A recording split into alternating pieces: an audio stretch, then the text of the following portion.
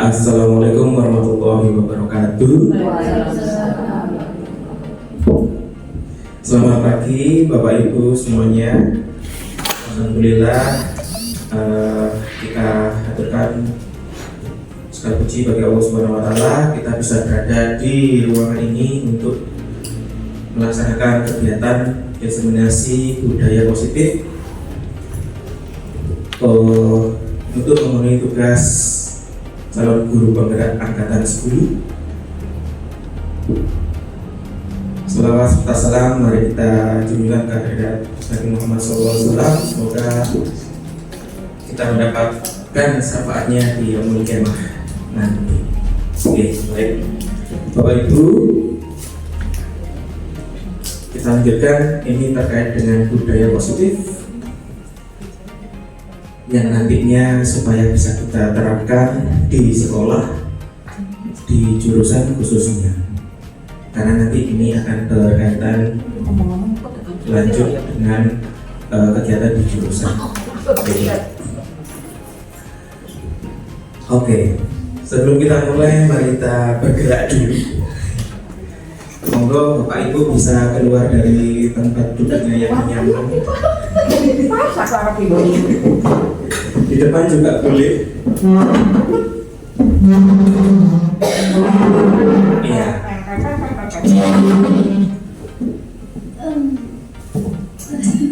Bergeraknya goyangan ini. Iya. Kita goyang ini.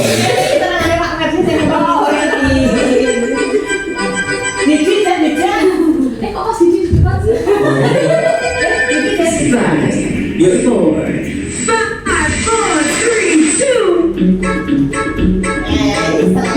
5,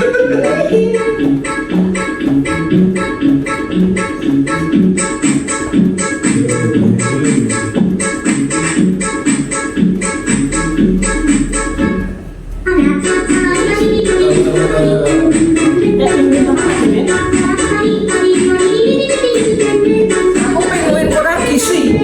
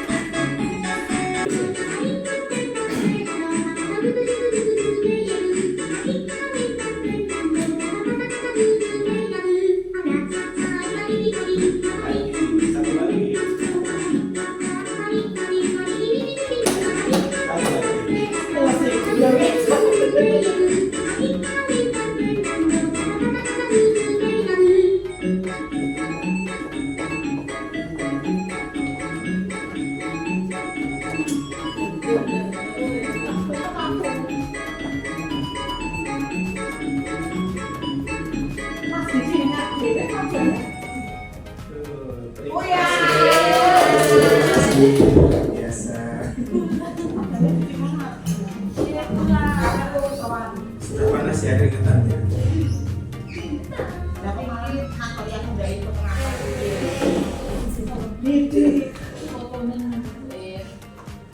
Baik. Nah, sudah mulai panas. Selanjutnya ini ada pertanyaan romantik terkait dengan budaya positif. Yang pertama, apa pentingnya menciptakan suasana positif di lingkungan kita? Kemudian yang kedua, bagaimana kita dapat menciptakan suasana positif di lingkungan kita selama ini? Berikutnya, apakah hubungan antara menciptakan suasana yang positif dengan proses pembelajaran yang berpihak pada murid? Selanjutnya, bagaimana penerapan disiplin saat ini di sekolah kita?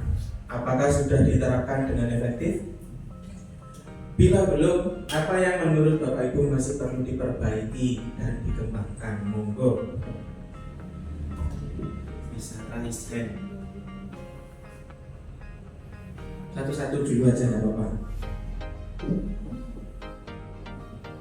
Bagaimana menciptakan suasana positif di lingkungan kita? Waktunya cukup. Iya. Biar suaranya masuk. Apa pentingnya menciptakan suasana positif di lingkungan kita? Suasana positif ini sangat penting kita ciptakan di lingkungan kita, baik di lingkungan keluarga, di lingkungan sekolah, atau di lingkungan tempat anak-anak mencari ilmu, mungkin di industri. Jadi kalau semuanya itu diawali dengan yang positif, insya Allah pikiran positif, hati positif akan menghasilkan energi yang positif, sehingga yang kita hasilkan dari semua itu menjadi sesuatu yang baik. Mungkin Berarti seperti itu penting itu. sangat penting. Kemudian Mulai dari diri sendiri kita ciptakan suasana yang positif. Jadi hal sekecil apapun diri kita mulai sesuatu dimulai dari yang positif. Terima kasih Pak Budi. Terima kasih Bu Suna. Yang kedua, bagaimana kita dapat menciptakan, atau mungkin ada pendapat lain untuk yang pertama? Sepakat dengan Bu Suna? Sepakat. Kemudian bagaimana kita dapat menciptakan suasana positif itu?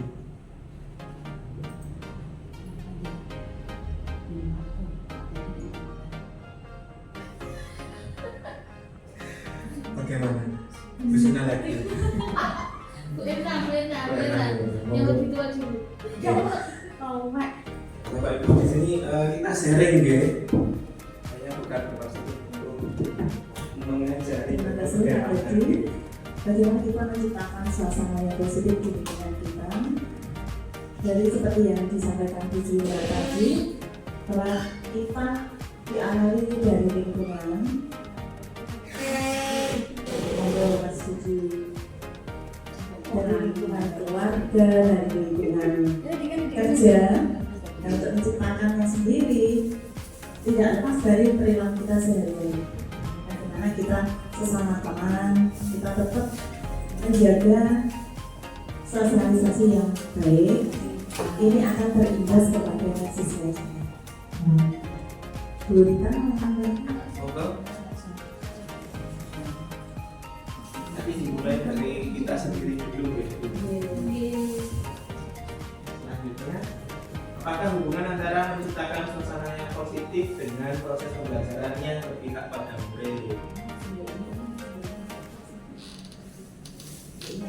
Sekilas tadi sebenarnya sudah disampaikan oleh Bu Erna, kalau kita positif, hubungan kita positif, sosialisasinya positif, maka akan berdampak kepada murid juga. Mata Bu. Kemudian bagaimana penerapan disiplin saat ini di sekolah kita? Apakah sudah diterapkan dengan efektif? Bila belum, apa yang menurut Bapak Ibu masih perlu diperbaiki? Monggo, silakan. Yang diperbaiki toiletnya kotor dulu.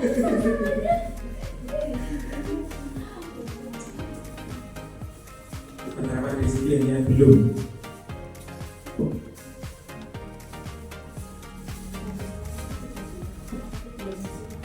Ya. Baik. Berarti sebenarnya sudah ada, tinggal memaksimalkan kembali. Baik. Nah, maka dari itu nanti insya Allah di sini ada jawabannya dengan cara memaksimalkannya bagaimana. Nah, selanjutnya dari budaya positif yang akan disampaikan ini ada 7 dan sekitar 7 kegiatan supaya nantinya budaya positif itu bisa tercapai. Yang pertama perubahan paradigma belajar, kedua disiplin positif, yang ketiga motivasi perilaku manusia, berikutnya kebutuhan dasar manusia, posisi kontrol, keyakinan kelas, dan segitiga restitusi. Baik, kita yang pertama dahulu perubahan paradigma belajar yang saat ini digaung-gaungkan, ya, itu terjadi perubahan transformasi yang mendasar. Cara pembelajaran berlangsung baik dari segi metodologinya, teknologi yang digunakan, maupun peran para pemangku dalam proses pendidikan. Dalam hal ini membangun budaya aktif dan pembelajaran yang berpihak pada murid. Jadi yang dirubah ini nanti transformasinya adalah bagaimana cara kita nanti itu menjadikan siswa tidak menunggu untuk didorong untuk melakukan, tapi timbul dari dalam dirinya sendiri. Nah, itulah nantinya yang kita sebut pembelajarannya itu yang berpihak pada murid. Kita mendorongnya untuk ke sana.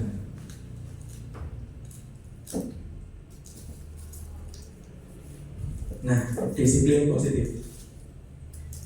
Pada disiplin positif ini, kalau di budaya kita, disiplin itu berarti sesuatu yang harus dilakukan pada seseorang, dilakukan seseorang ke orang lain. Begitu, gitu. Nah, untuk mendapatkan kepatuhan, kita sebut biasanya disiplin. Kamu tidak datang terlambat berarti tidak disiplin. Biasanya kita sebut seperti itu. Tugasnya tidak dikumpulkan berarti anaknya tidak disiplin. Nah, padahal dihubungkan kata disiplin dengan ketidaknyamanan, yang seharusnya nantinya disiplin ini menjadi suatu yang timbul dari dirinya atau diri kita sendiri, begitu. Betul apa Bu? Tidak Bu, Bapak Ibu? Disiplin berkaitan dengan disiplin itu ketidaknyamanan. Ya. Ada aturan yang membentuk kita untuk itu. Jadi tidak nyaman, harus bangun pagi dan segera berangkat dan mengajar. Sama anak-anak harus bangun pagi-pagi dan berangkat dan ikuti pelajaran kita yang kita berikan.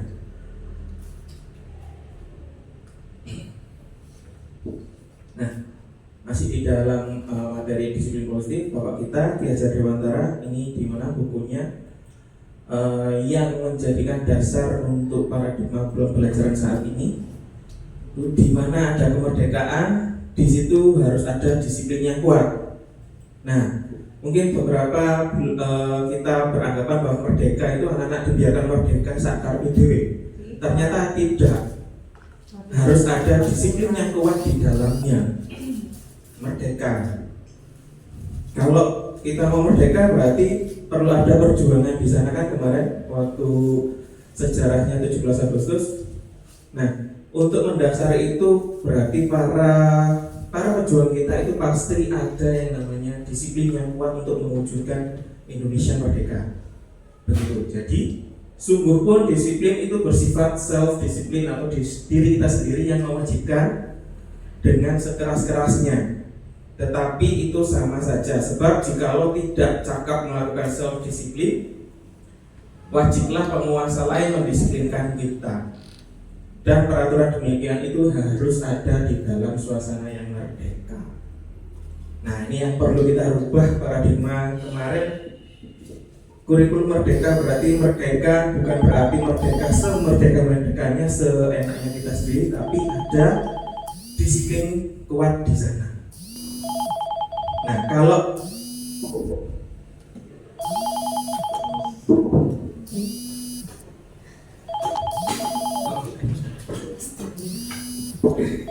sudah sebentar.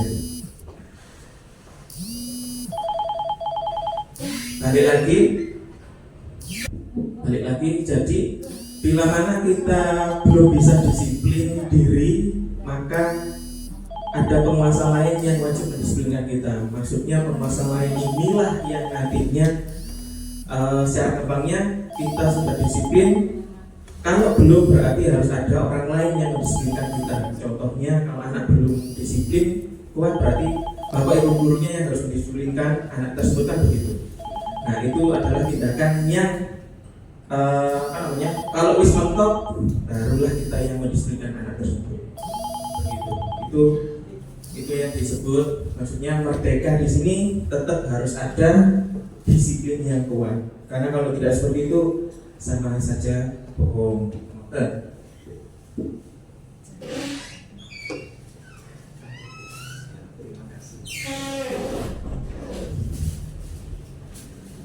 Lanjut, disiplin positif tujuannya adalah tadi disiplin diri atau self disiplin. Untuk apa? Disiplin diri ini harus timbul di dalam diri kita sendiri. Kalau tidak, kalau belum bisa, berarti harus ada motivasi eksternal atau seperti yang tadi disampaikan, penguasa lain yang harus mendisiplinkan kita. Berarti itu. Nah, sebagai pendidik, tujuan kita menciptakan anak-anak yang memiliki disiplin diri sehingga mereka bisa berperilaku dengan mengacu pada nilai-nilai kebajikan universal dan memiliki motivasi intrinsik bukan ekstrinsik.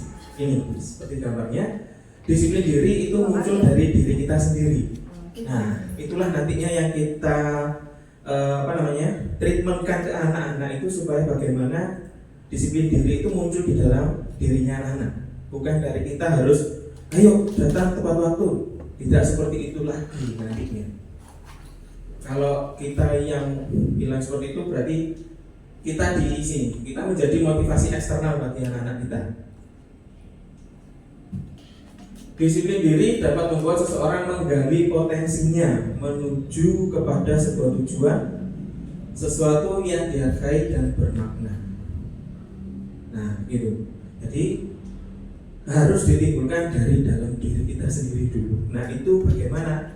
Mungkin kalau kita di sini sudah banyak pengalaman dan lain-lain, akhirnya kita timbul untuk disiplin diri seperti ini.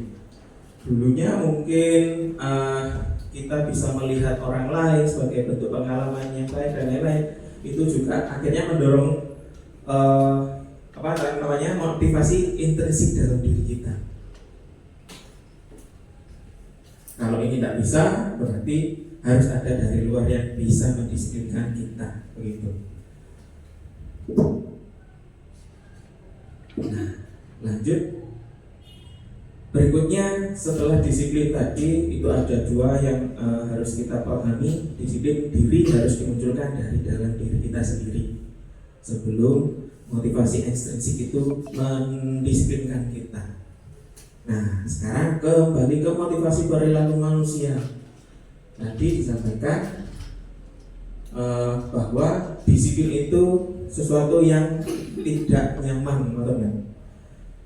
Nah, untuk itu Diana Gausen ini adalah seorang penulis dan juga sebelumnya juga seorang pendidik. Dalam bukunya Restructuring School Discipline menyatakan 3 motivasi perilaku manusia. Motivasinya untuk menghindari kenyamanan dan hukuman. Jelas. Kita selalu pengennya nyaman gitu Bapak Ibu. Iya. Tidak ada hukuman katanya. Ya. Sama saya juga begitu. Untuk mendapatkan imbalan atau penghargaan dari orang lain. Kemudian untuk menjadi orang yang mereka inginkan dan menghargai diri sendiri dengan nilai-nilai yang mereka percaya. Sepakat atau belum Bapak Ibu terkait ini? Ini perilaku kita sebagai manusia. Ya, kenapa ada ini? Karena dalam pernyataannya Ki Hajar Dewantara terkait ini, kurikulum merdeka, belajar yang merdeka adalah pembelajaran itu kita menuntun tumbuh kembangnya anak. Menuntun tumbuh kembangnya anak mau menjadi seperti apa. Anak itu bukan lagi lembaran putih yang harus kita tulis, tapi sebenarnya anak itu merupakan lembaran putih yang di dalamnya sudah ada tulisan. Baik buruknya setiap manusia pasti punya. Tinggal bagaimana cara kita menebalkan tulisan tersebut, menebalkan tulisan yang sudah ada di kertas tadi.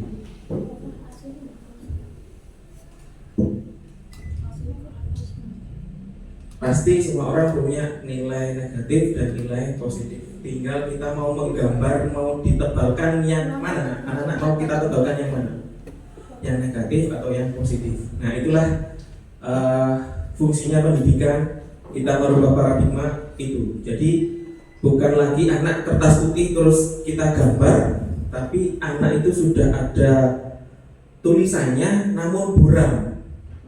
Tugasnya kita sebagai pendidik menebalkan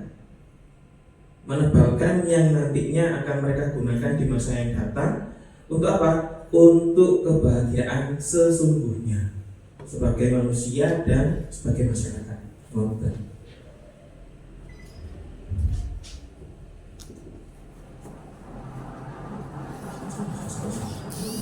Setelah motivasi, lanjut berikutnya adalah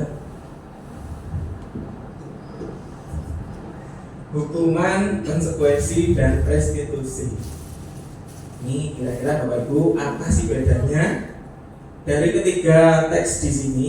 Kira-kira yang hukuman yang mana, yang konsekuensi yang mana, yang restitusi yang mana di paragraf pertama, kedua, atau ketiga? Monggo baca dulu untuk yang pertama.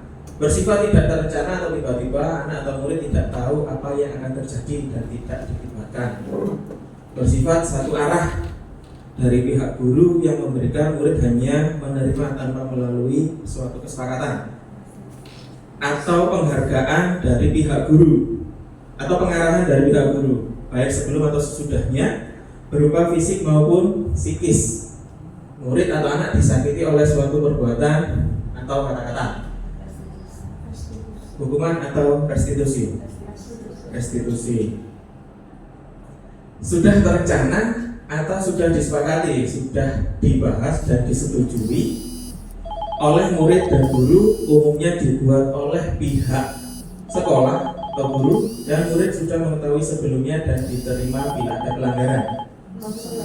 Ini konsekuensi.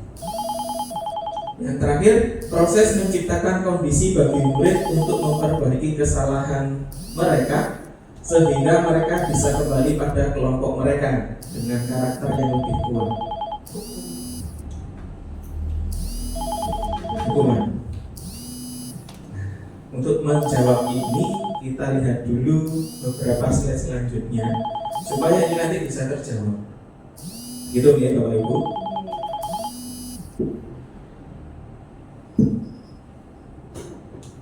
Hukuman, konsekuensi, restitusi. Hukuman itu termasuk ke dalam identitas gagal. Identitas sukses itu ada konsekuensi dan restitusi. Di dalamnya ada untuk mendisiplinkan diri kita dan orang lain. Hukuman sesuatu yang menyakitkan harus terjadi.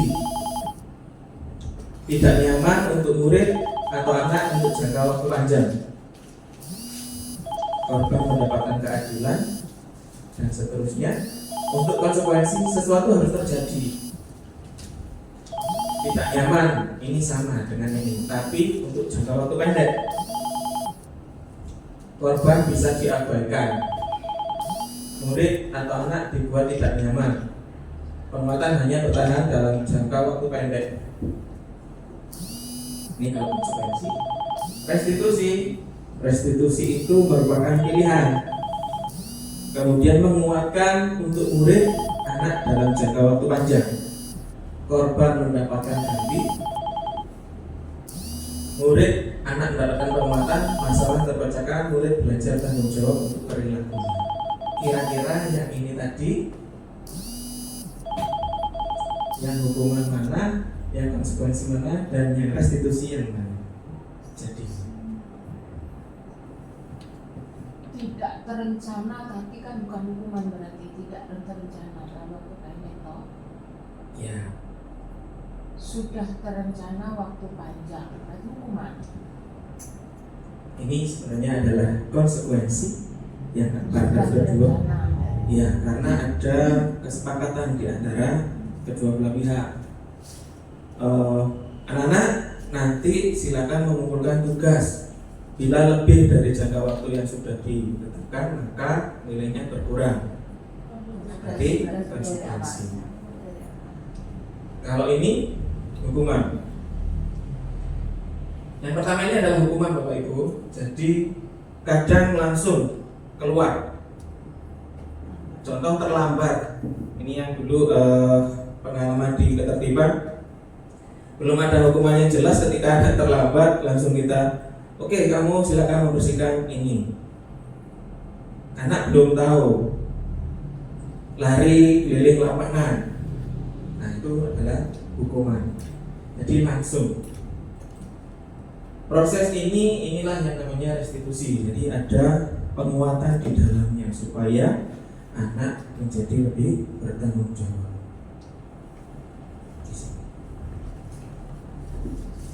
Nah, baik Bapak Ibu, mari kita latihan. Hukuman atau konsekuensi?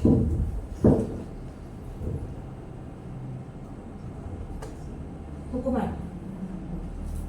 Hukuman. Yang lainnya? Konsekuensi. Pilihannya dua ya. Mari kita lihat.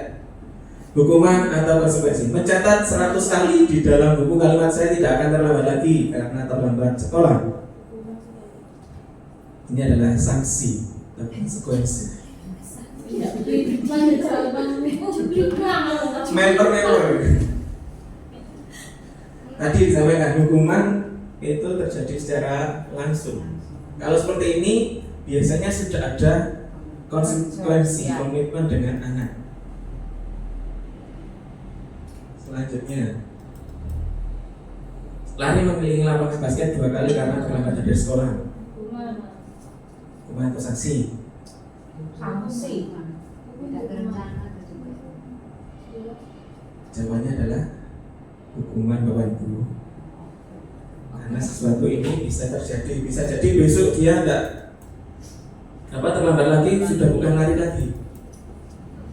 Begitu. Mungkin suruh nyapu halaman lagi, atau suruh kemarin kalau waktu itu saya silakan hafalkan 10 kali 10 kata dalam bahasa Inggris. Besoknya sudah beda lagi. Oke, kamu membersihkan lapangan, begitu.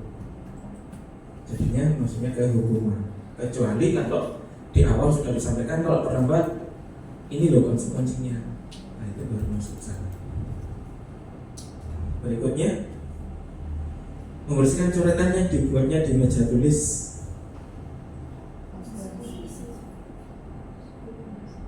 Ada hukuman? Ini yang jelas adalah konsekuensinya. Oke, selanjutnya, murid diminta push up 15 kali karena tidak menggunakan masker ke sekolah. Hukuman atau sanksi? Hukuman gitu.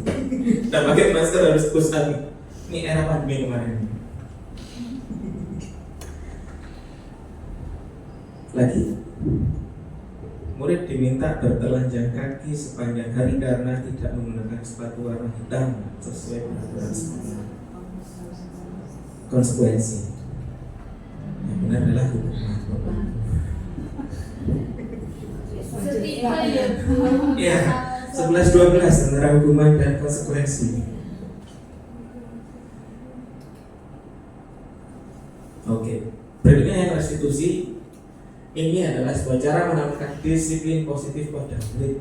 Kembali lagi, disiplin positif tadi itu dimunculkan dari dalam dirinya, supaya anak bisa secara sadar bahwa itu harus dilakukan atau tidak boleh dilakukan.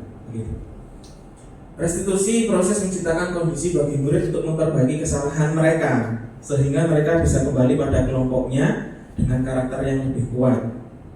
Menurut Gosen 2004, 22 tahun yang lalu sudah ini. Kemudian restitusi juga proses kolaboratif yang mengajarkan murid untuk mencari solusi untuk masalah dan membantu murid berpikir tentang orang seperti apa yang mereka inginkan dan bagaimana mereka harus memperlakukan orang lain. Jadi di sini kita lebih banyak nantinya dialog dengan murid yang melakukan kesalahan. Nantinya itu kita sampaikan lalu solusinya bagaimana. Disitulah kita nanti kolaborasi. Anak diminta untuk berpikir untuk mencari solusi dari kesalahan yang mereka lakukan. Bukan kita yang langsung memberikan solusi, tapi anak diminta untuk mencari solusi. Nah, ini kamu tidak mengerjakan tugas 10 hari ya, 10 kali. Kira-kira solusinya bagaimana? Kita tawarkan ke anak gitu. Terus kira-kira kalau kamu tidak mengerjakan, ya alasan kamu apa tidak mengerjakan tugas? Pastinya kamu ada alasan dong untuk tidak mengerjakan tugas. Nah itu nanti di sini. prosesnya ini yang nantinya dengan sedikit demi sedikit nanti kita praktekkan Bapak Ibu di sekolah, khususnya di jurusan perhotelan. Oke, saya lanjutkan. Nah, panjang, banyak sekali. Restitusi bukan menebus kesalahan, namun belajar dari kesalahan. Restitusi nantinya akan memperbaiki hubungan. Restitusi merupakan tawaran, bukan paksaan. Restitusi menuntun melihat ke dalam diri, jadi kembali lagi meminta anak untuk introspeksi diri, gitu. Dan ini Bapak Ibu tidak hanya dilakukan kepada orang lain saja, ini bisa kita lakukan untuk diri kita sendiri. Kalau dalam agama kita itu ini bisa disebut dengan muhasabah diri ya. Kemudian mencari kebutuhan dasar yang mendasari tindakan. Restitusi diri adalah cara yang paling baik. Fokus pada karakter bukan tindakan.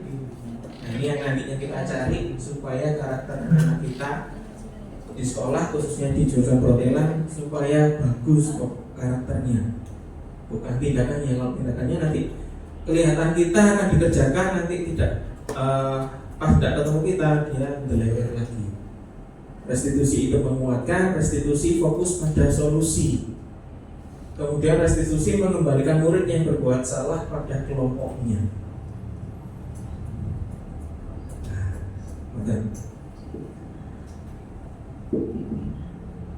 Oke.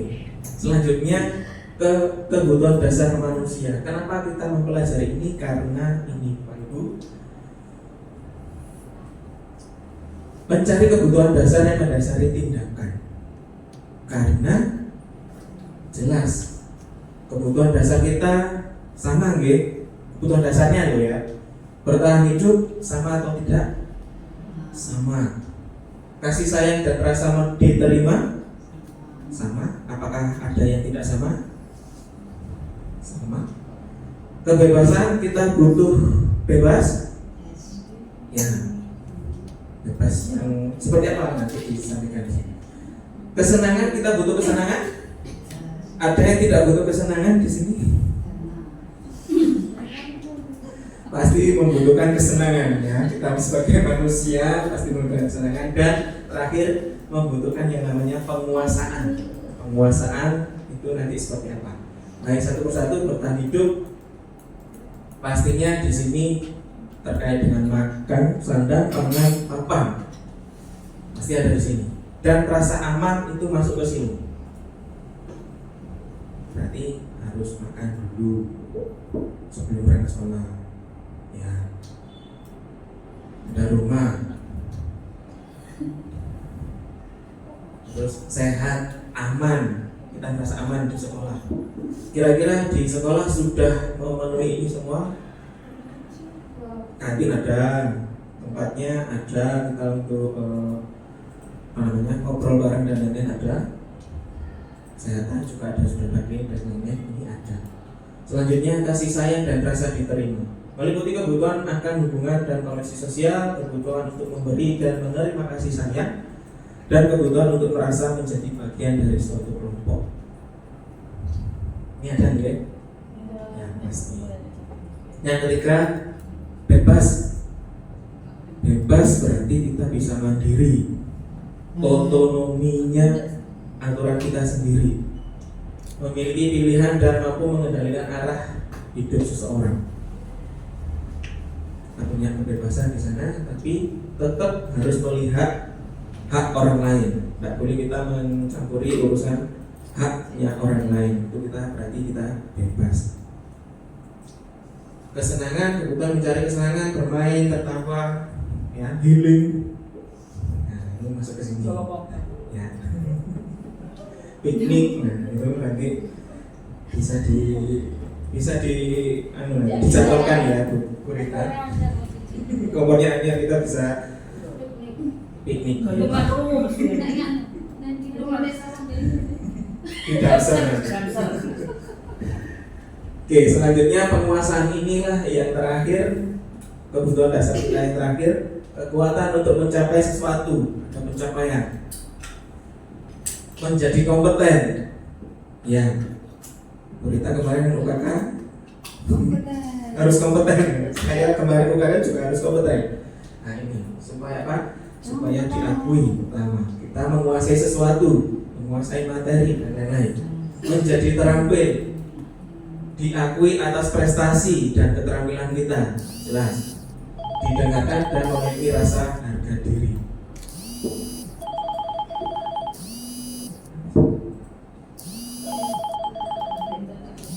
Nah, mari kita saksikan ini dulu Bapak Ibu untuk lebih jelasnya lagi.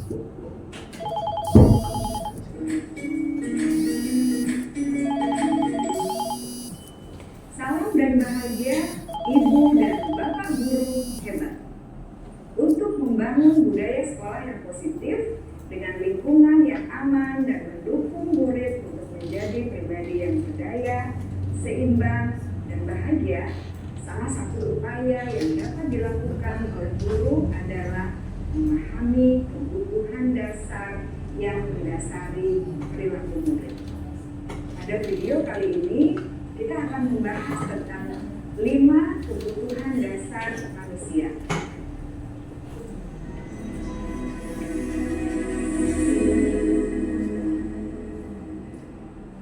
Ki Hajar Dewantara dalam salah satu kutipannya menyatakan, kita ambil contoh perbandingannya dengan hidup tumbuh-tumbuhan. Seorang petani dalam hakikatnya sama kewajibannya dengan seorang pendidik yang menanam padi misalnya. Hanya dapat menuntun tumbuhnya padi.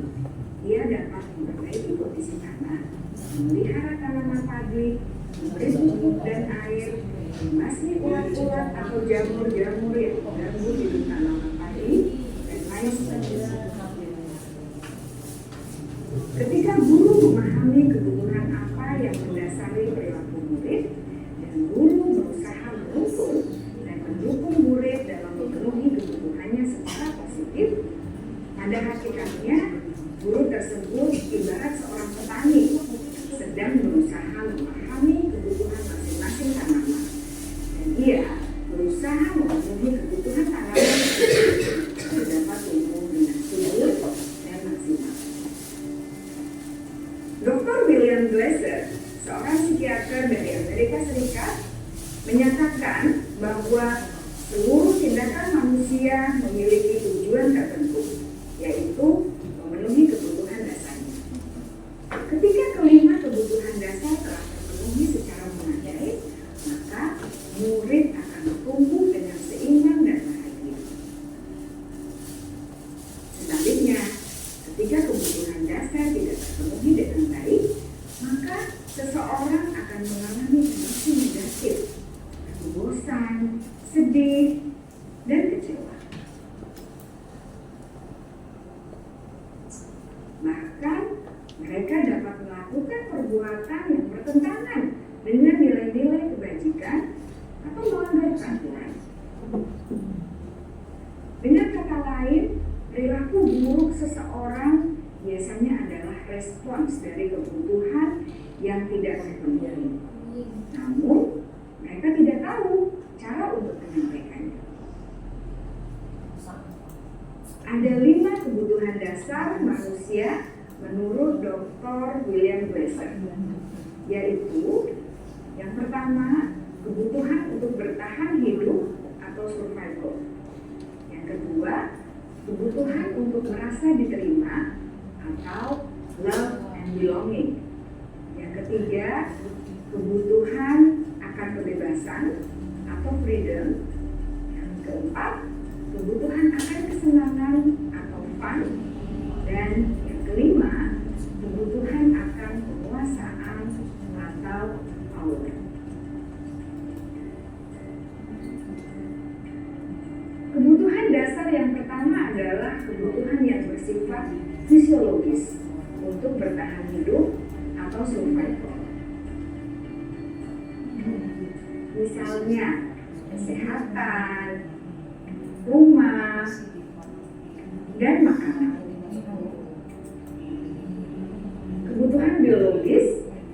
bagian dari proses reproduksi, termasuk kebutuhan untuk tetap bertahan hidup. Kebutuhan untuk merasa aman juga termasuk dalam kebutuhan ini.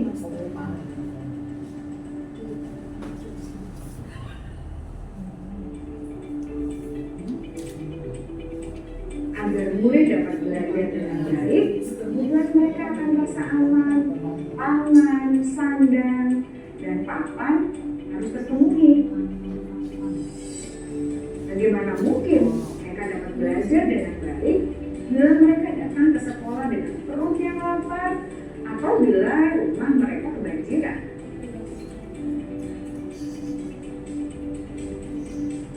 Setelah kita mengetahui kebutuhan pertama yang sebagian besar bersifat fisiologis, mari kita lihat kebutuhan kedua sampai kelima yang semuanya berhubungan dengan psikologis. Mari kita lihat kebutuhan yang kedua, yaitu kebutuhan akan perasaan diterima oleh kelompok atau komunitasnya, atau kebutuhan love and belonging. Kebutuhan ini meliputi keinginan untuk tetap terhubung dengan orang lain seperti teman, keluarga, teman kerja, dan kelompok di mana kita tergabung. Setiap murid ingin menjadi bagian yang berharga dari kelas dan juga sekolah. Mereka juga ingin diterima oleh orang lain dan kelompoknya. Bahkan, murid yang terlihat paling cuek pun jauh di dasar hatinya pasti ingin merasa diterima. Sebagai guru, seharusnya kita dapat menerima murid kita apa adanya, sesuai dengan kodratnya. Karena setiap murid adalah unik. Mereka memiliki kekuatannya masing-masing, sehingga guru seharusnya bisa menciptakan kesempatan untuk murid berkolaborasi dan memiliki ikatan emosi satu sama lain. Murid-murid yang memiliki kebutuhan yang besar untuk merasa diterima, biasanya mereka belajar karena suka pada gurunya, dan mereka juga suka bekerja dalam kelompok. Kebutuhan yang ketiga adalah kebutuhan akan kebebasan atau kebutuhan membuat pilihan. Murid harus diberi kesempatan untuk membuat pilihan dan bertanggung jawab atas pilihan yang mereka lakukan. Beri mereka kebebasan bukan berarti membiarkan mereka melakukan apa saja yang mereka mau, melainkan lebih memberi mereka kesempatan untuk membuat pilihan, mengarahkan pendapat mereka dengan percaya diri, dan memberi mereka kesempatan untuk mencoba hal-hal yang baru. Pembelajaran dengan metode yang beragam dan menarik juga akan memenuhi kebutuhan murid tentang kebebasan ini. Pembelajaran berdiferensiasi, di mana guru menyediakan beberapa jenis tugas yang bisa dipilih oleh murid sesuai minat mereka, sangat baik untuk mengembangkan murid menjadi lebih mandiri dan memiliki motivasi internal. Karena kebutuhan akan kebebasan pada dasarnya adalah kebutuhan untuk mandiri, memiliki otonomi, memiliki pilihan, dan mampu mengendalikan arah hidupnya sendiri.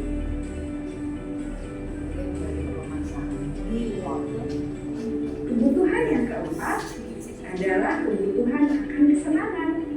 Bayangkan Bapak Ibu hidup tanpa rasa senang, betapa menyedihkannya. Glasser menghubungkan kebutuhan akan kesenangan dengan belajar. Jangan sepelekan kebutuhan murid untuk merasa senang di kelas. Sebagai guru, jangan ragu-ragu untuk dengan sengaja memasukkan kegiatan yang menyenangkan dalam kelas. Murid-murid dengan kebutuhan dasar kesenangan yang tinggi ingin menikmati apa yang mereka lakukan. Mereka juga konsentrasi tinggi saat mengerjakan hal-hal yang disenangi.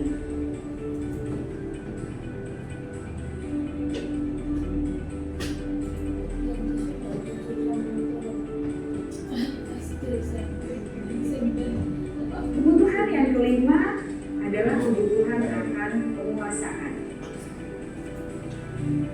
Setiap murid memiliki kebutuhan untuk merasa kompeten,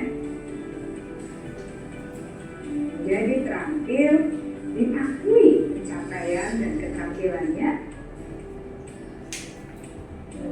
didengarkan, bisa membuat dampak dan pengaruh, dan memiliki rasa harga diri. Mereka sebaiknya diberi kesempatan untuk membuat keputusan tentang hal-hal yang penting dalam hidupnya dan tidak merasa dikontrol oleh sistem sekolah. Pada murid yang telah menginjak usia remaja, seringkali mereka merasa tidak memegang kendali atas kehidupannya sendiri, karena guru kerap kali berpengaruh dalam mengambil keputusan. Murid-murid yang memiliki kebutuhan dasar akan penguasaan yang tinggi biasanya selalu ingin menjadi pemimpin. Mereka juga suka mengamati sebelum mencoba hal-hal yang baru. Mereka juga perfeksionis dan merasa kecewa bila melakukan kesalahan.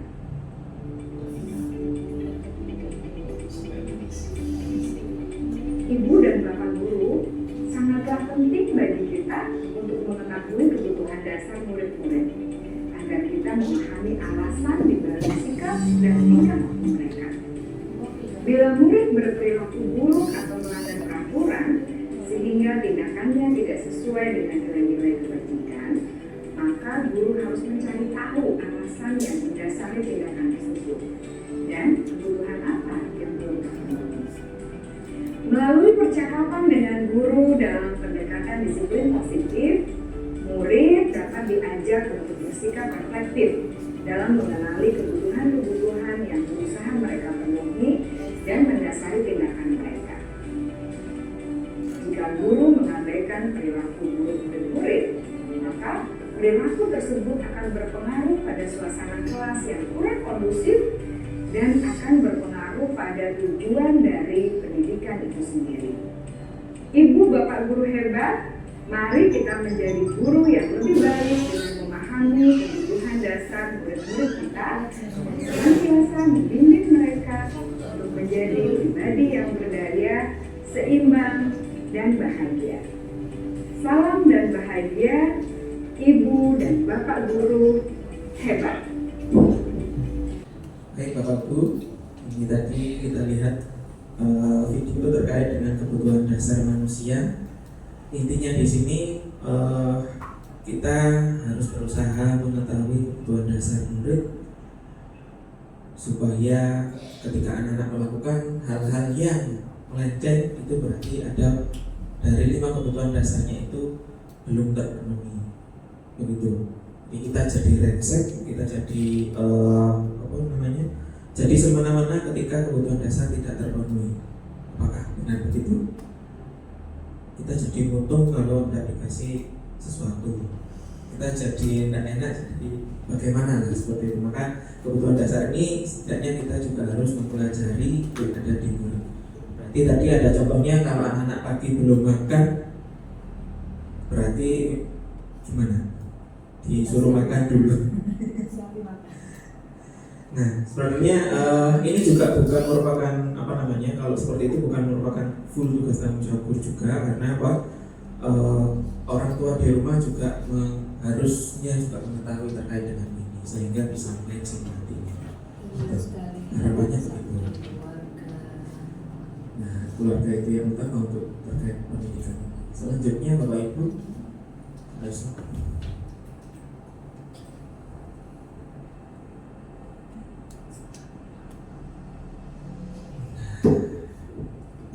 sebelum menginjak ke posisi kontrol, kira-kira ada pertanyaan terkait dengan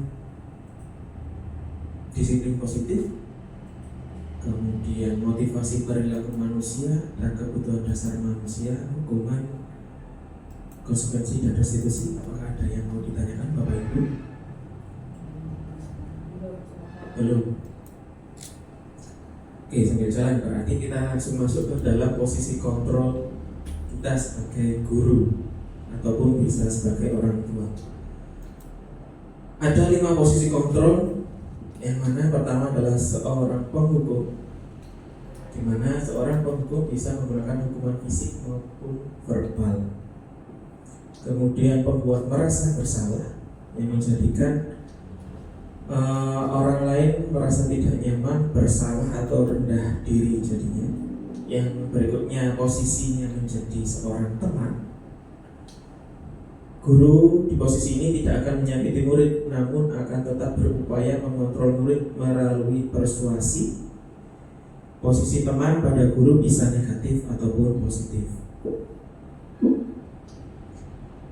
Kemudian sebagai pemantau, posisi pemantau berdasarkan pada peraturan-peraturan dan konsekuensi. Yang terakhir posisi manajer, posisi di mana guru berbuat sesuatu bersama dengan murid, mempersilakan murid mempertanggungjawabkan perilakunya, mendukung murid agar dapat menemukan solusi atas permasalahannya sendiri. Ya, membuat kesepakatan. Nah, Bapak Ibu, kita berada di posisi yang mana saat ini, selama ini mungkin?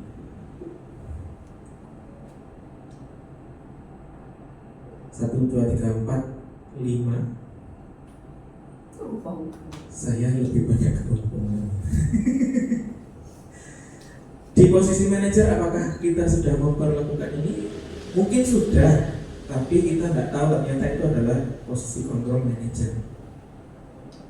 Mungkin ini kita juga sudah melakukan semuanya.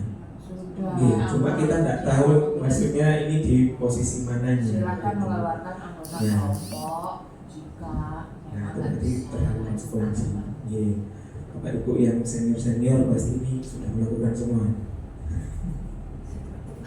Senior kayaknya juga sudah semua. Ya. Senior ini. Nah, berarti nanti judulnya kalau seperti ini, oh berarti saya dikontrol sebagai manajer. Sudah tahu nih berarti. Ya, ya penikmatnya. Nah, ini supaya lebih jelasnya video untuk masing-masing posisi.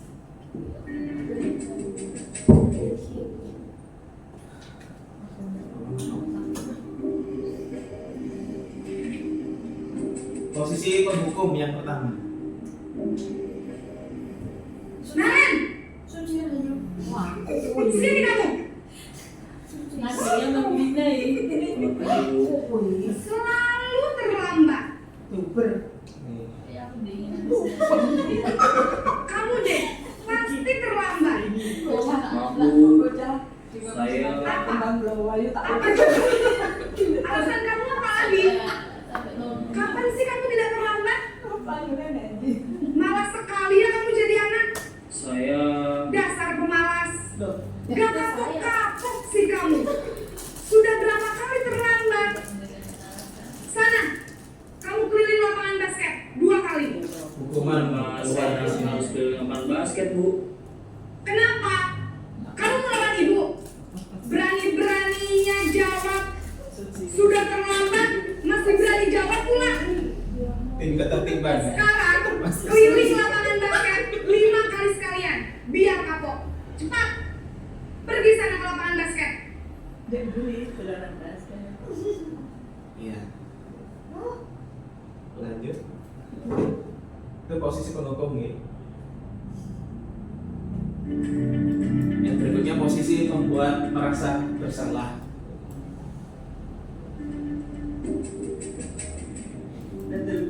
Masih dengan aktor yang sama. Beda konsep. Naren, Alah nenek. Selamat pagi, Bu. Naren. Kamu kenapa terlambat lagi, Nak? Ya Tuhan, Naren. Kamu senang ya bikin ibu susah ya? Kalau kamu terlambat lagi, nanti ibu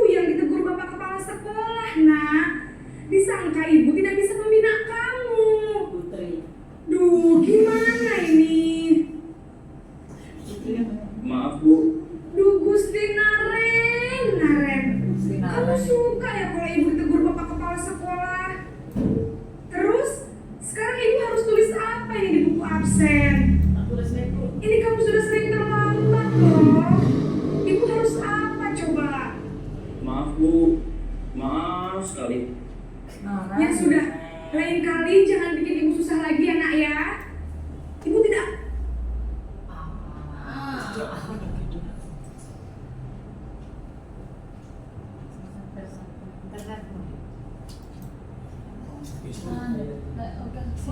Anak Mas Sunda itu nggak jalan. Nah, contohnya begitu untuk pastor besar. Selanjutnya di posisi teman. Nggak bisa dipakai internet uang. Kalian lakukan Naren,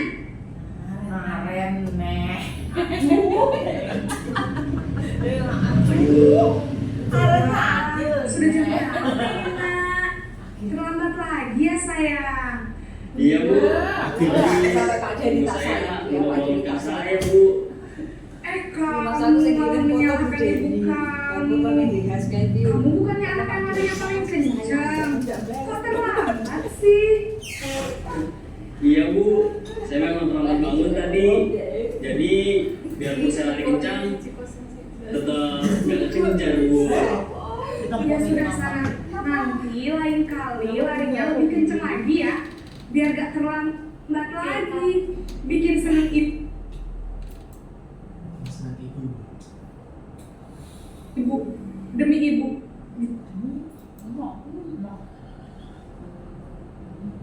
Bisa kan? Bisa lah Bu. Bu, Ya sudah sana masuk kelas. Ibu beresin urusan absen kamu. Kamu ini ada-ada saja.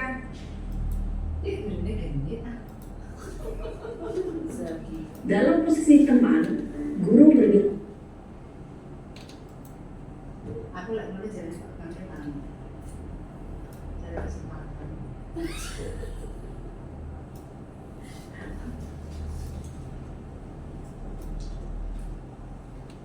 Berikutnya posisi pemantau atau monitor.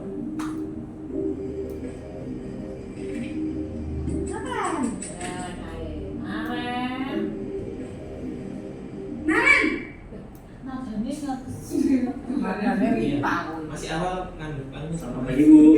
Naren, apa peraturan sekolah kita tentang jam berapa kita harus masuk sekolah? Kita harus di sekolah jam 7 Bu. Iya betul, sekarang sudah jam 7.20. Naren sudah tahu konsekuensinya jika terlambat hadir. Paham Bu, saya harus tinggal kelas pas jam istirahat selama 20 menit. Iya benar, konsekuensinya demikian. Jadi nanti jam 9.30 pas istirahat, kamu harus tinggal di kelas, kerjakan tugas tambahan untuk ketertinggalan kamu, ya? Baik Bu.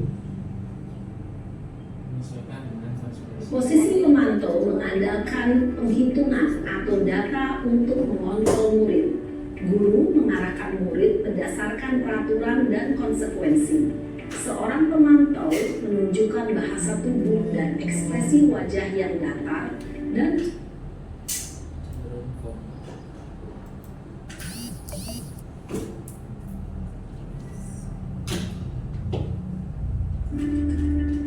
Posisi yang terakhir posisi manajer.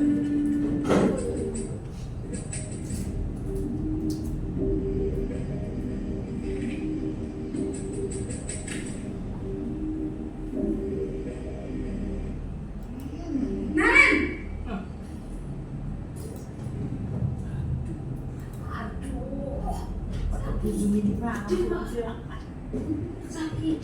Selamat pagi Bu.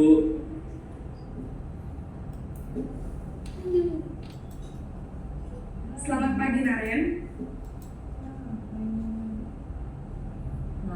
Maaf Bu, saya terlambat.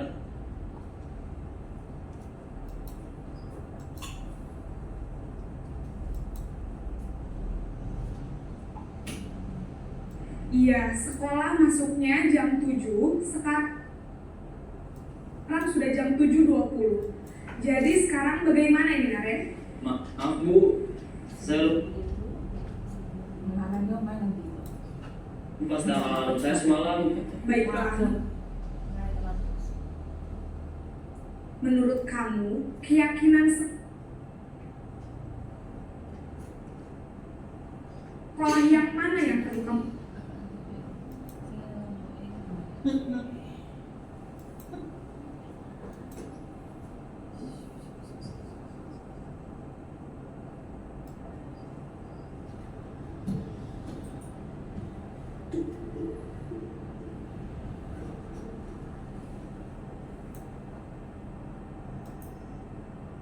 Tingkatkan.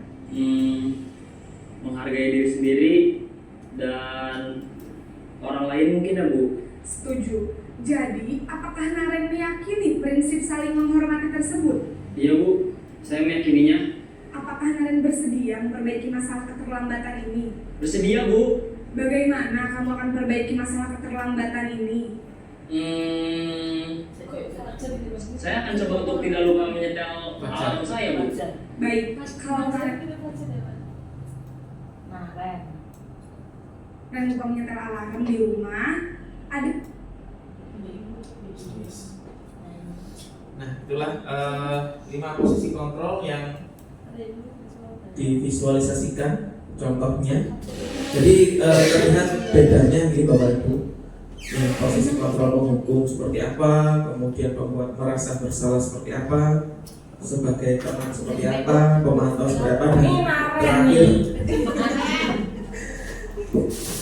yang terakhir adalah posisi kontrol sebagai manajer, di mana mengembalikan kembali kepada anak untuk menyelesaikan, untuk mendapatkan solusi dari permasalahan yang terjadi, dan anak membuat kesepakatan itu sendiri, dan kita kembalikan lagi kepada keyakinan kelas. Keyakinan kelasnya itu seperti apa, atau keyakinan sekolahnya seperti apa. Itu Bapak Ibu. Nah, mari kita berlatih lagi. Monggo diperhatikan. Kira-kira dengan kata-kata seperti ini termasuk di posisi kontrol yang mana? Saya kecewa sekali dengan kamu.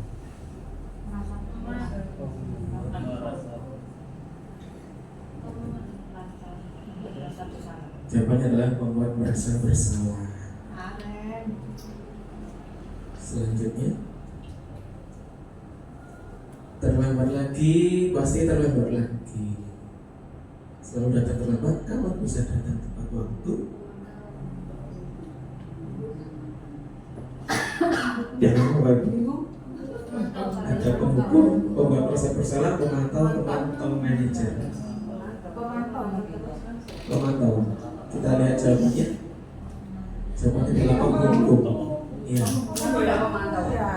Itu nadanya lambat lagi.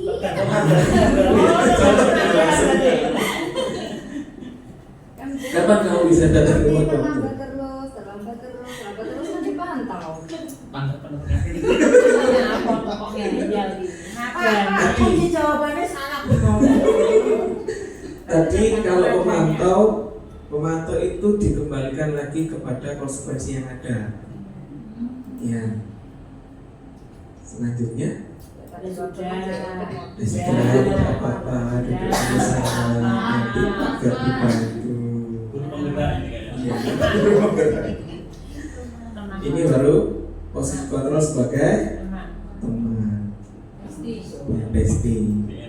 Ya, ada positif dan negatifnya. Kalau positif nanti seperti saya, kalau negatif nanti yang lainnya. Lanjut, posisi kontrolnya. Kamu terlambat 15 menit. Apakah kamu sudah mengerti konsekuensi yang harus dilakukan bila terlambat?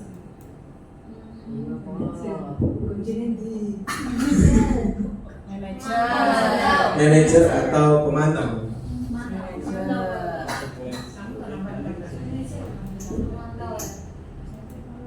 Oke, jawabannya adalah pemantau. Soalnya manajer nggak sudah terima masuknya uang. Selaku manajer yang terakhir. Berarti gimana manajernya? Apakah besok akan ada masalah untuk kamu agar bisa hadir tepat waktu ke sekolah? Manajer atau pemantau? Ya, betul Bapak Ibu. Jawabannya adalah manajer. Bedanya begini. Kalau anak terlambat berarti kita tanyanya yang ini. Bukannya terlambat lagi. Tugasnya telat nih.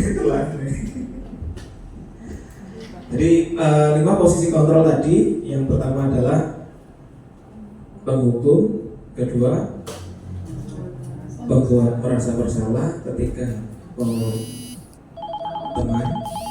pemantau, dan manajer. Nah,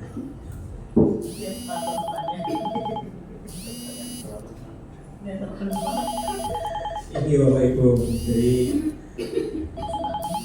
dilakukan kontrol negatif, kontrol positif, kontrol diri. Penghukum dan membuat merasa bersalah masuk ke dalam perilaku kontrol negatif, di mana hasilnya ketika kita bilang ke anak-anak menjadi kalau penghukum memberontak, menendam, menyalahkan orang lain, ini hasilnya nanti ke anak seperti itu. Kalau kita membuat merasa bersalah, anak-anak menjadi menyembunyikan sesuatu, menyangkal dan pandai bohong. Akhirnya seperti ini. Selanjutnya, identitas berikutnya perilaku kontrol yang positif. Ini ada teman dan pemantau.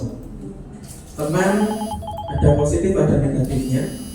Hasilnya tapi nantinya adalah anak itu akan ketergantungan kepada kita. Nanti dikit-dikit dibantu oleh ibu guru dan seterusnya.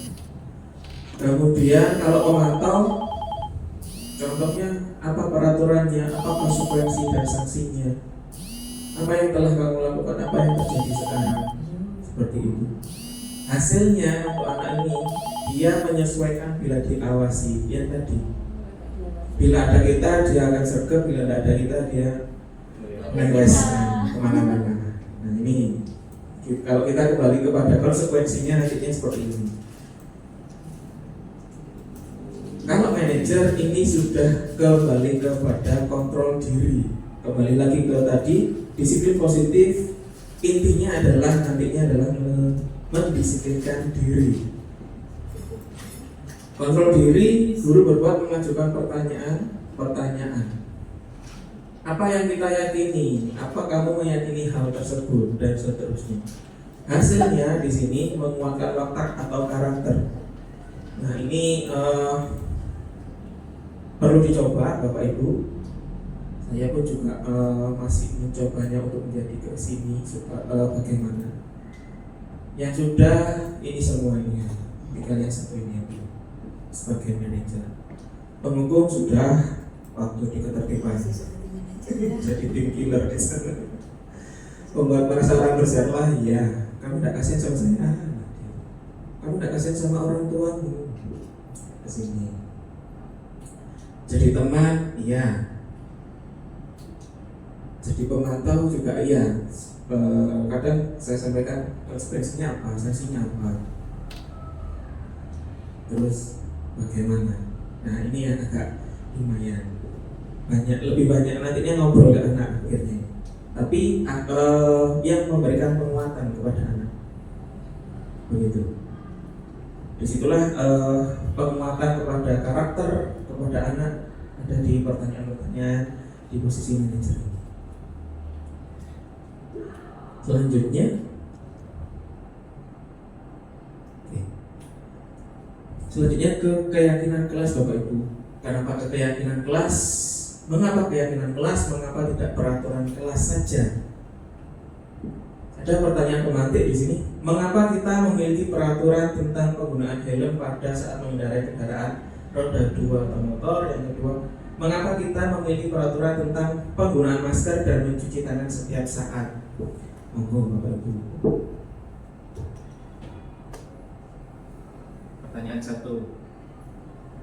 atau langsung saja.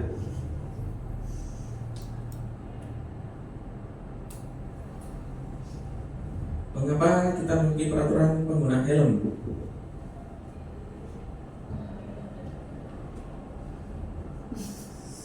Masih ada aturannya. Karena sudah ada aturannya.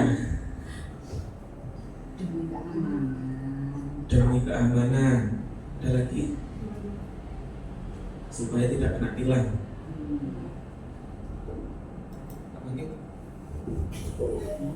Yang kedua juga mengapa kita memiliki peraturan penggunaan masker dan cuci tangan setiap saat? Satu kedua ini. Satu kedua Kayak judul lagi. Oke, terima kasih Pak Pedri. Tadi untuk yang nomor 1 mungkin sama dengan Bu Svina atau teman-teman, sesuai dengan standar keamanan. Biasanya kalau di kepolisian itu ada standar helm yang SNI, nah mungkin standar nasional Indonesia, jadi memang itu yang diwajibkan. Kalau yang untuk nomor 2, mengapa kita harus memiliki peraturan tentang penggunaan masker dan mencuci tangan setiap saat? Mungkin kalau ini lebih ke kesehatan atau mungkin higienitas. Jadi standar masker yang digunakan mungkin pada saat COVID kemarin kita ada standar penggunaan masker juga. Masker, ya sesuai dengan standar kesehatannya. Masker harus yang sesuai dengan standar penggunaannya di hidung, tidak boleh diletakkan ke atas ataupun ke bawah. Dan mungkin standar mencuci tangan juga ada. Bagaimana ya Pak, saya lupa, diputer-puter di apa kemarin ada ya, gosok-gosok dan sebagainya beberapa kali, ada beberapa langkah itu. Menurut saya itu sih Pak Pedri. Terima kasih. Oke, baik, terima kasih Pak Bayu. Ya, jadi untuk pembuatan keyakinan kelas ini itu nantinya adalah dari nilai-nilai kebajikan universal yang ada. Contohnya tadi kalau ini adalah kebajikan, nilai-nilai kebajikan yang universal untuk keselamatan diri, untuk keamanan. Nah, keamanan dan keselamatan itu kan sebuah nilai kebajikan universal yang kita yakini. Benar atau tidak Bapak Ibu? Ya, tanpa harus disampaikan, pasti harus tetap menggunakan helm, begitu kan? Ya. Yang ini juga sama.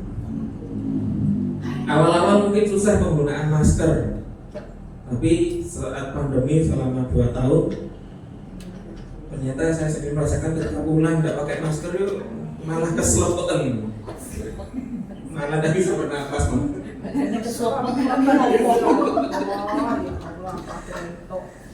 Gitu. Jadi nilai kebajikannya di sini untuk kesehatan.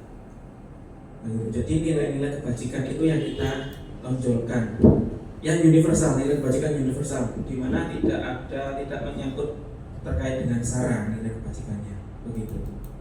Jadi aman, saling menghormati, diam, saling menghargai, itu kan semuanya sama. Nah, kenapa tadi bukan peraturan? Karena slogannya peraturan itu dibuat untuk dilanggar, gitu. Jadi kalau ini keyakinan kita, berarti kita harus yakin. Kalau kita yakin berarti juga harus dilaksanakan, kan begitu. Keyakinan kelas bersifat abstrak daripada peraturan yang lebih rinci dan konkret. Abstrak jadinya kemana-mana. Kemudian keyakinan kelas berupa pertanyaan-pertanyaan universal. Pertanyaan keyakinan kelas senantiasa dibuat dalam bentuk positif. Akhirnya, kalau peraturan dilarang membuang sampah sembarangan, berarti kalau dalam bentuk positifnya buang sampah pada tempat sampah. Keyakinan kelas hendaknya tidak terlalu banyak sehingga mudah diingat dan dipahami oleh semua warga kelas. Peraturan kita di ketertiban bawahnya Pak ya, bisa sampai 50. Nah itu mungkin bisa disederhanakan nantinya. Kalau kemarin hasil Pak Puloka itu paling tidak ada 7 atau 8 keyakinan kelas, jadi dirangkum semuanya dari satu. Keyakinan kelas sebagai sesuatu yang dapat diterapkan di lingkungan tersebut, ya semua warga kelas hendaknya ikut berkontribusi dalam pembuatan keyakinan kelas lewat kegiatan curah pendapat. Yang terakhir, bersedia meninjau kembali keyakinan kelas dari waktu ke waktu. Jadi guru dilibatkan, murid juga dilibatkan kalau di dalam kelas. Kalau nanti ini berkaitan dengan jurusan, nah ini nanti berarti saya melibatkan Bapak Ibu guru plus nanti mungkin dengan anak-anak ketua kelas atau bagaimana. Karena ini nanti rencana kita buat di jurusan berbeda.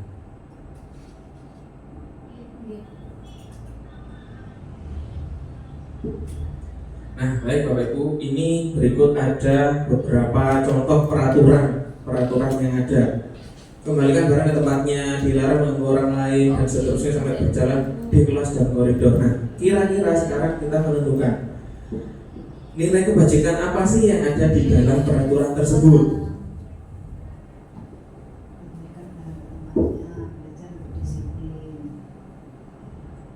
Belajar untuk disiplin, dilarang mengganggu orang lain. Nilai kebajikan universalnya adalah menghormati orang lain. Selanjutnya, hadir di sekolah 15 menit sebelum pembelajaran dimulai. Disiplin. Dilarang melakukan kekerasan. Menghargai orang lain. Dilarang menggunakan narkoba. Kesehatan. Bergantian atau menunggu giliran. Menghormati orang lain. Dilarang merokok. Kesehatan. Gunakan masker. Kesehatan. Berjalan di kelas dan koridor. Disiplin. Mari kita cek Bapak Ibu.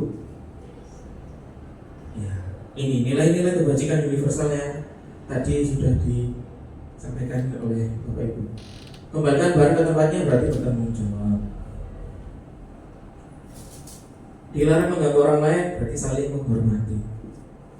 Kemudian hadir di sekolah 15 menit sebelum pembelajaran, menghormati orang lain dan komitmen.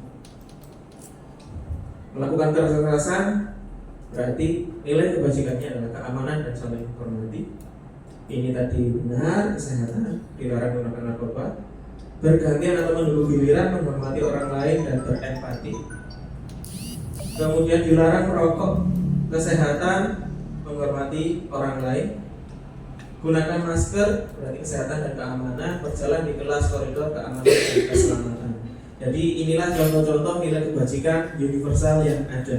Jadi nanti ketika kita membuat peraturan jurusan, kita rubah dengan keyakinan jurusan. Dari ini nanti dari Bapak Ibu kira-kira peraturan apa saja yang ada, kita ubah menjadi yang lebih positif.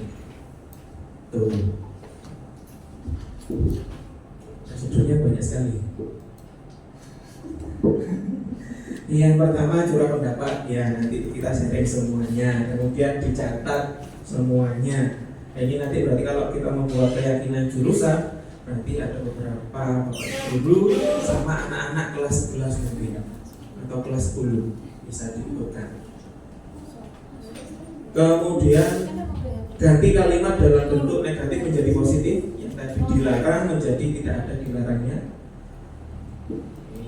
Dilarang membuang sampah sembarangan, jadi buang sampah pada tempatnya, namanya gitu. Kemudian ditinjau kembali dari ini tadi yang sudah dirubah positif, kemudian kita cari lagi nilai kebajikannya apa. Kemudian dari yang sudah banyak ditinjau lagi, tadi banyak, pasti nanti kalau sudah dikerucutkan seperti ini menjadi lebih sedikit. Setelah itu baru ditinjau ulang lagi selama kepada seluruh peserta yang hadir nanti, ditambah dengan penandatanganan keyakinan kelas atau keyakinan jurusan nanti. Terakhir ini dibuat di cetak yang bagus, ditempel di setiap titik yang ada. Nanti dibantu untuk menempelkan Bu Aspen dan Bu Kante menempelkannya. Gitu guys Bapak Ibu. Nah, ini kalau sudah terbentuk tadi, pendalamannya nanti seperti ini, pakai tabel T dan tabel Y. Nah, kalau tabel T ada tampak seperti, tidak tampak seperti ini. Contoh saja nanti tampak seperti datang tepat waktu, tidak tampak seperti berarti sering hadir terlambat. Contohnya ini di poin yang hormat, rasa hormat. Kemudian di poin bekerja, tekun bekerja dan menyimak guru, berarti yang tidak tampak seperti adalah tidak mendengarkan guru dan acuh tak acuh. Yang berikutnya rasa diterima dan dimiliki, tampak sepertinya melibatkan semua anggota kelompok, tidak tampak sepertinya mengucilkan salah satu teman kita. Nah, ini dan seterusnya. Ini setelah keyakinan kelas tadi terbentuk, baru ini pendalaman yang lebih detail lagi.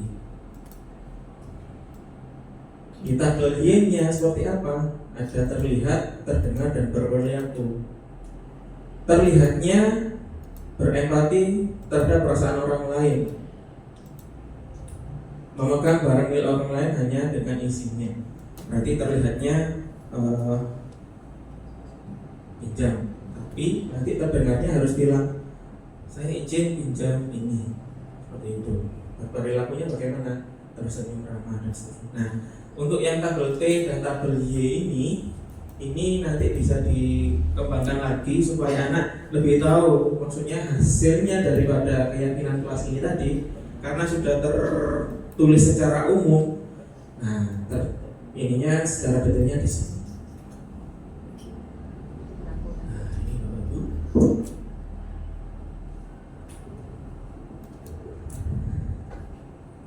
Ada pertanyaan kira-kira? Mungkin tadi saya datang terlambat.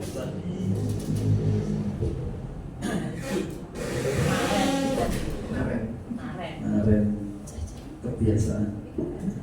Bedanya keyakinan kelas dengan komitmen kelas berarti apa Mbak Di? Apakah ya memang sama atau mirip? Kalau kemarin kan kita yang sering kita dengar mungkin komitmen kelas, jadi kita mungkin di kelas itu membuat komitmen dengan anak-anak, jadi nanti sudah sesuai dengan apa yang kita sepakati. Kalau yang keyakinan kelas ini sama atau mungkin beda? Ya, terima kasih. Terima kasih. Kalau kemarin komitmen kelas terkait dengan cara pembuatannya, kalau dilihat dengan yang sudah ada tadi, kira-kira ada sampai di penandatanganan nggak Pak? Disetujui semuanya, ada tanda tangan dan ditempel.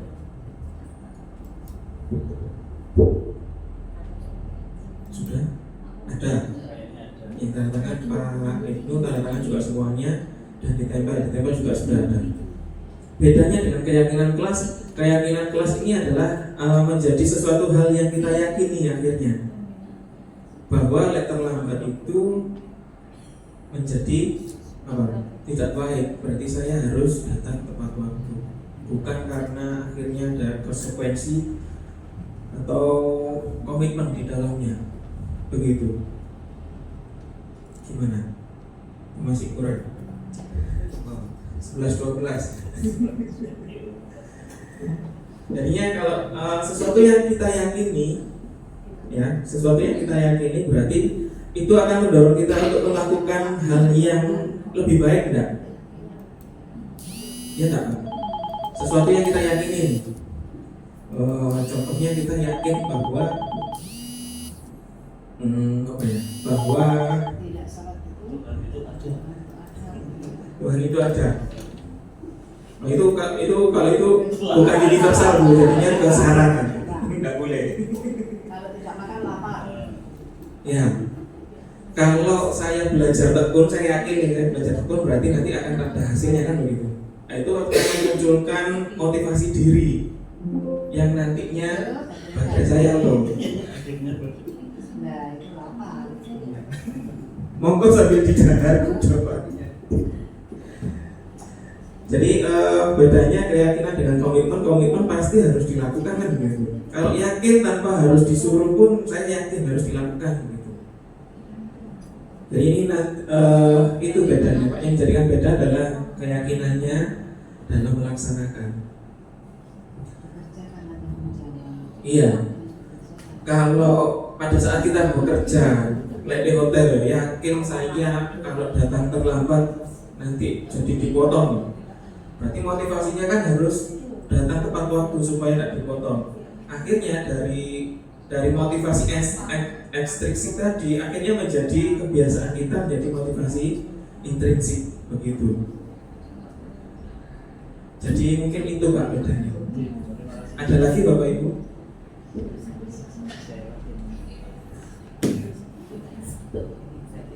Nanti kita buat ini ya untuk di jurusan, karena ada tugas tambahan dari Bu Rita.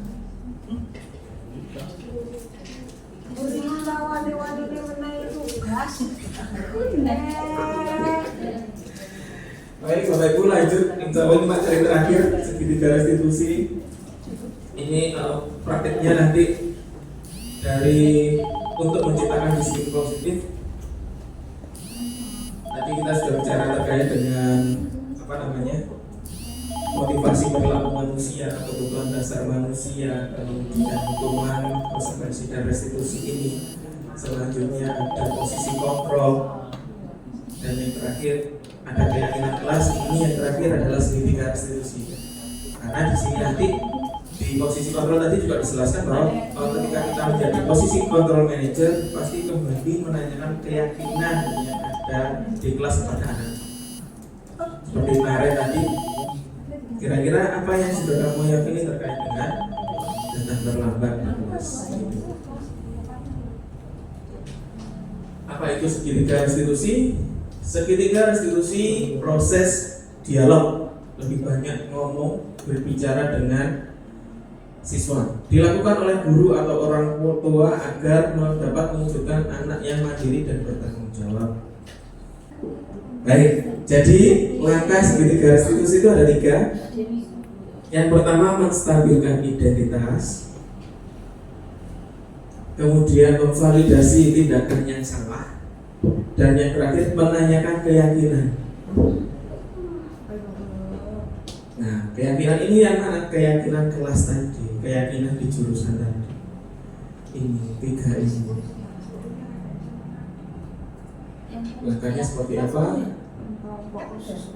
Menstabilkan identitas itu prinsipnya adalah yang membuat kesalahan bagian dari proses pembelajaran. Bahwa kita bilang ke anak bahwa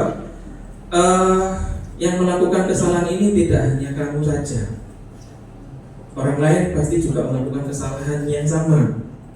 Jadi dari situ kita menstabilkan identitasnya dia, bahwa dia anak sebagai anak yang terlambat, contohnya begitu. Identitas gagal menjadi identitas sukses.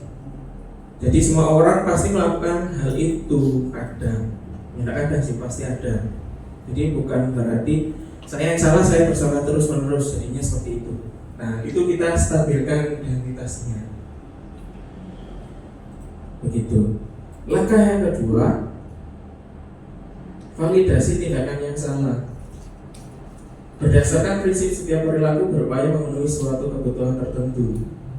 Guru akan berganti dari pemikiran stimulus respon menjadi proaktif, mengenali dan mengakui kebutuhan murid untuk memperbaiki hubungan dengan muridnya. Divalidasi tindakan yang salah tadi.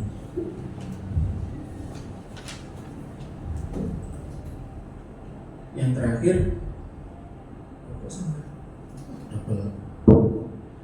nah ini yang terakhir, kita menanyakan keyakinan. Murid akan diberikan pertanyaan bermakna untuk memunculkan motivasi secara intrinsiknya. Mampu mengaitkan keyakinan dengan tindakan yang salah. Nah berikut skenario-nya kemarin yang dibuat, saya praktikkan. Seorang siswa secara vulgar melecehkan teman sekelasnya dengan mengolok dan mengatakan hal yang menyakitkan selama pembelajaran. Hal ini menyebabkan perasaan merasa tidak nyaman dan takut berpartisipasi aktif di dalam kelas. Namanya yang diolok-olok. Menstabilkan identitas.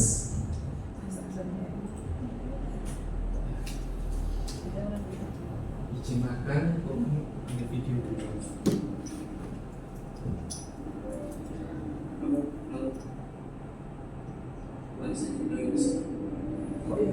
sing sak suaminya. Kenapa itu? Saya juga dari Bapak Ibu yang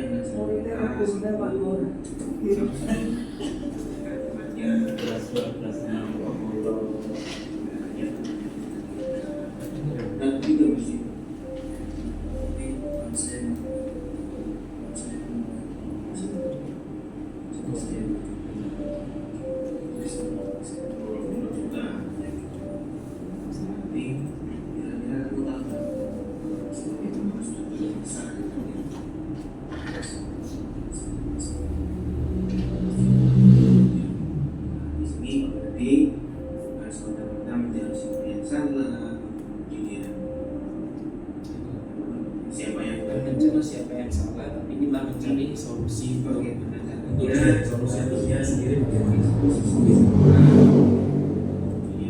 Sama-sama bagaimana supaya bisa kita menyelesaikan situasi sehingga di dalam kelas itu bisa kondusif dan tenang.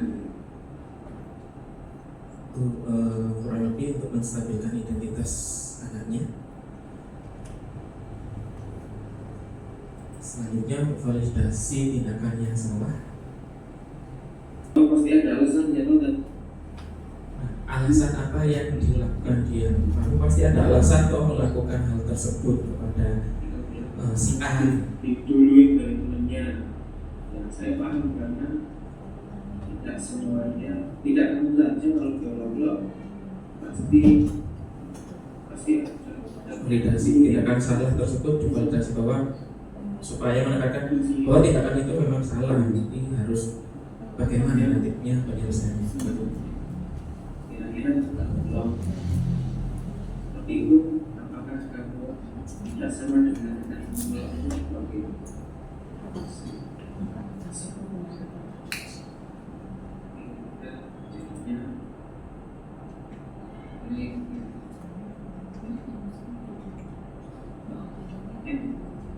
Kebetulan saja pas kamu ya, kalau biasanya kamu ya. Sebetulnya nggak boleh ketika kita begini harus kondisinya tetap datar stabil, tidak boleh berdua versinya. Tidak boleh cahaya.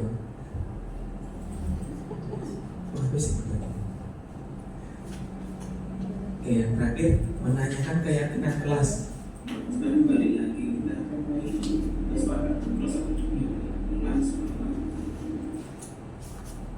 keyakinan kelas yang sebelumnya harus dibuat bahwa saling menghormati orang lain. Nah, itu kita kembalikan ke sana.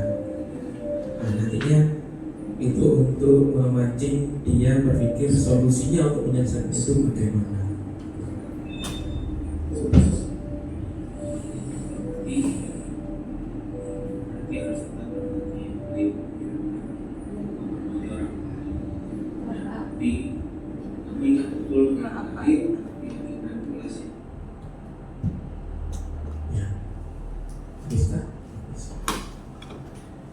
Diingatkan kembali keyakinan kelas yang sudah dibuat, ditanyakan lagi ke anak, dikonfirmasi lagi ke anak, bagaimana kalau anak sudah tahu paham betul akan itu, berarti nanti terlalu solusinya bagaimana harus penyelesaian seperti itu, Bapak Ibu. Oke, baik Bapak Ibu. Ternyata panjang sekali ya materinya. Oke, baik Bapak Ibu, sekian untuk presentasi budaya positif. Ya, jadi banyak yang harus kita pelajari kembali nanti itu dan untuk dipraktikkan kembali supaya nantinya karakter anak menjadi lebih kuat kembali. Begitu. Nah, sebelum selesai minta tolong di scan ini, kemudian diisi refleksi kegiatan untuk hari ini. Oke dah. Refleksi kegiatan presentasi. Bagaimana perasaan Bapak Ibu dalam kegiatan ini? Kemudian apa yang sudah Bapak Ibu pelajari dalam kegiatan diseminasi budaya positif ini, kemudian adakah hal sulit dalam kegiatan diseminasi budaya positif ini? Selanjutnya, apa rencana Bapak Ibu setelah kegiatan diseminasi budaya positif ini? Mungkin ada yang langsung titik berita langsung cepat sambil disampaikan, untuk yang lainnya bisa ditulis di sana. Atau Bu Erna? Ada tulisannya edit.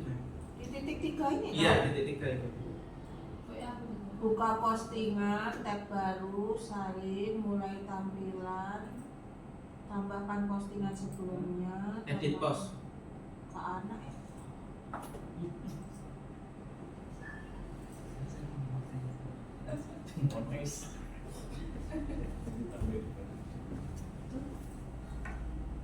Apa tambahkan itu?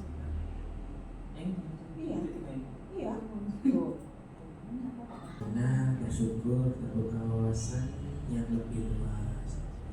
Kemudian dusungan menyelesaikan meningkatkan aktivitas selalu memberikan motivasi positif pada siswa. Oh iya, Bu Tika sini yang belum ada. Iya, Bu Tika. Silakan langsung, nggak apa-apa. Bagaimana perasaan Bapak Ibu dalam kegiatan diseminasi budaya positif?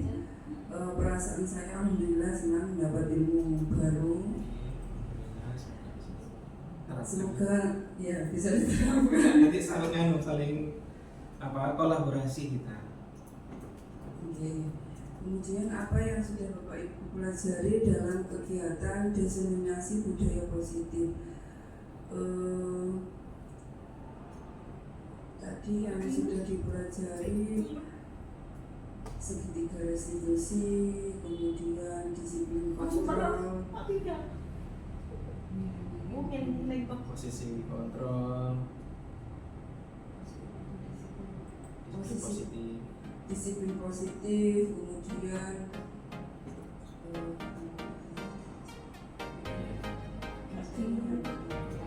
keyakinan belas, kemudian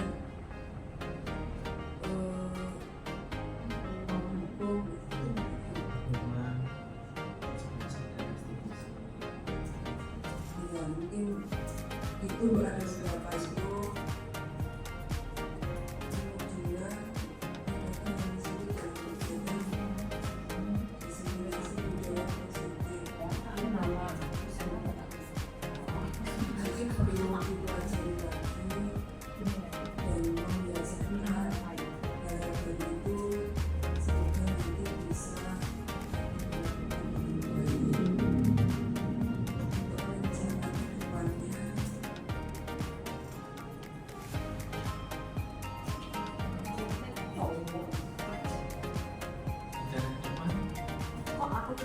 Semoga bisa menerapkan yang disampaikan Bapak tadi. Baik, terima kasih semua sudah mengisi. Baik Bapak Ibu, terima kasih atas refleksinya, atas hadirnya untuk diseminasi budaya positif hari ini. Refleksi yang sudah disampaikan tadi, alhamdulillah semuanya bersyukur, senang. Kemudian yang dipelajari juga banyak sekali. Ini salah satu memang materi yang ada di guru penggerak.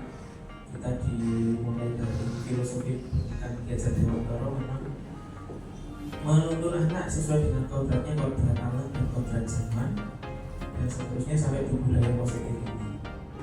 Selanjutnya, hal yang sulit adalah kembali ke diri kita sendiri masing-masing. Harus komitmen dan keringat. Berarti kembali lagi ke disiplin diri nantinya. Motivasi intrinsiknya kita tingkatkan bersama-sama. Rencananya dari Bapak Ibu setelah kegiatan diseminasi ini semuanya adalah untuk bisa mengimplementasikan di lingkungan sekolah, mengharapkan pada siswa budaya positif untuk masa depan yang lebih baik. Begitu, Bu. Baik Bapak Ibu, sekali lagi terima kasih. Semoga semoga materi ini bisa bermanfaat untuk kita semua dan untuk anak didik kita. Ya, kurang lebihnya saya mohon maaf bila mana ada hal yang kurang berkenan. Saya akhiri. Assalamualaikum warahmatullahi wabarakatuh.